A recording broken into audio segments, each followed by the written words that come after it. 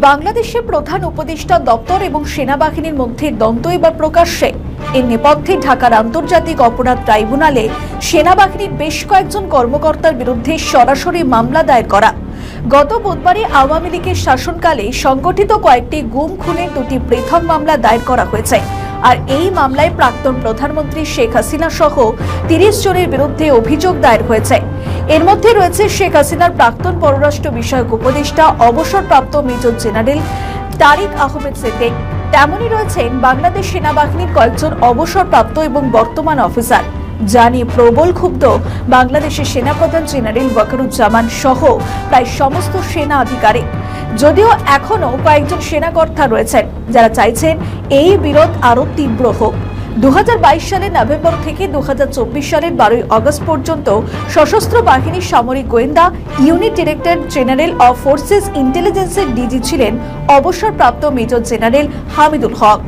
মূলত শেখ হাসিনার পতনের পর তাকে প্রথমে ডিজিএফআই থেকে এবং পরে তাকে বাধ্যতামূলক অবসরে পাঠানো হয়। জানা যায়, সাবেক সামরিক কর্তা হামিদুল হক আগস্টের শুরুর দিকের উত্তাল সময় সেনাপ্রধান জেনারেল ওয়াকারুজ্জামানকে বিভিন্নভাবে সহায়তা করেছিলেন। এমনকি গত বছর 5 আগস্টের আগে কয়েকজন সেনাকর্তা নাকি জেনারেল ওয়াকারুজ্জামানকে উৎখাতের ষড়যন্ত্রে লিপ্ত হয়েছিলেন। সেই সময় সেনাপ্রধানকে সেই সমস্যার সমাধানে সাহায্য করেছিলেন অবসরপ্রাপ্ত মেজর জেনারেল হামিদুল হক।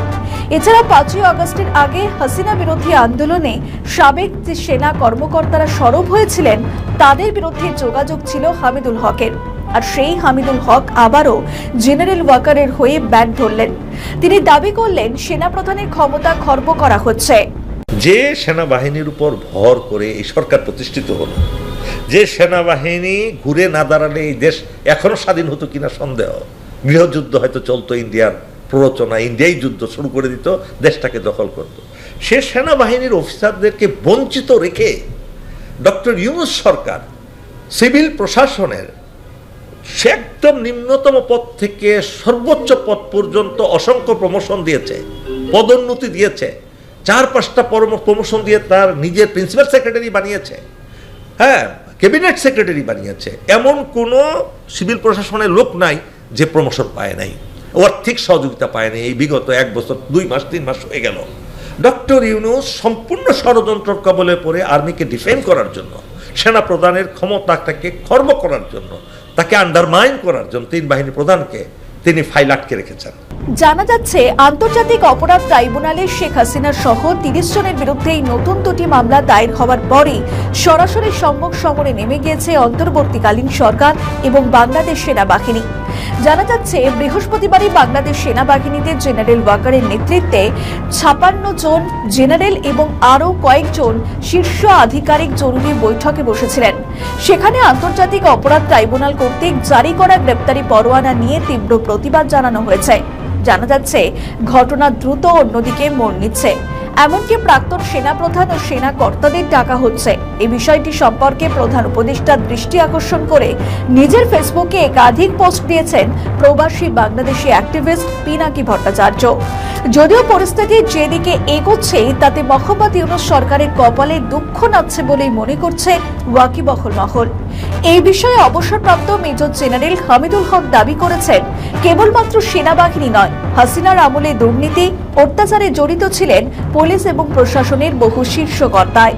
কিন্তু মোহাম্মদ ইউনূসের প্রশাসন তাদের না ধরে সেনাবাহিনীর আধিকারিকদের টার্গেট করেছেন। এর পিছনে রয়েছে বিশেষ উদ্দেশ্য।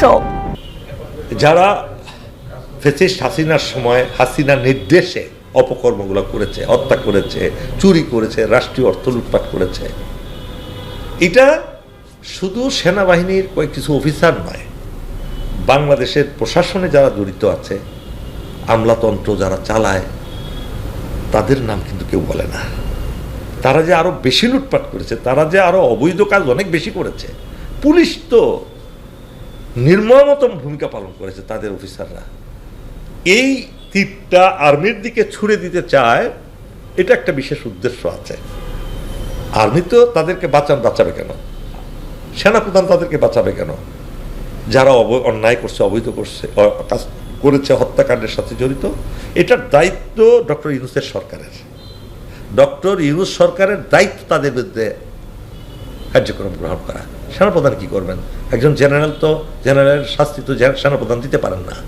ওয়াকিবহাল মহলের মতে এই বিপদের মুখে দাঁড়িয়ে যেমন অনেকেই ভুল সিদ্ধান্ত নেন, মোহাম্মদ ইউনূসের ক্ষেত্রেও সেই একই অবস্থা হয়েছে। তাকে যারা চাপ দিচ্ছে তারা নিজেদের স্বার্থ চরিতার্থ করার চেষ্টা করছে, কিন্তু প্রধান উপদেষ্টা এখন কাটার চেয়ারে বসে রয়েছেন, তাই তিনি বেকায়দায় পড়েছেন। এখন দেখার সেনাবাহিনী কি করে।